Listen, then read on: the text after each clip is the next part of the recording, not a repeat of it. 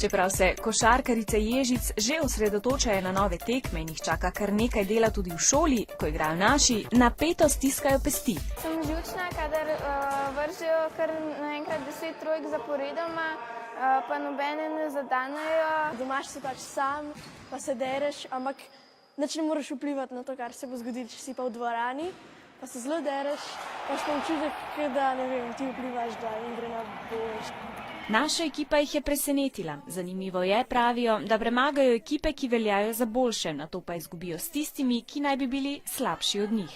Če bi bila trenerka, bi spremenila, mogoče, da bi Dragič malo več igral. Lahko bi se malo bolj potrudili v napadu, kakšen prodor več bi lahko naredili. Več bi koristila Vidmarja v napadu.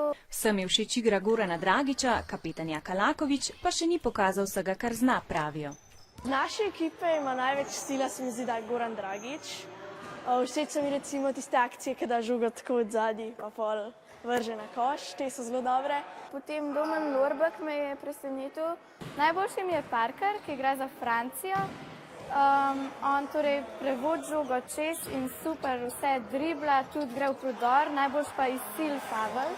Dekleta si bodo v nedeljo ogledala finalno tekmo in prav vse potiho upajo, da bodo lahko navijale za Slovenijo.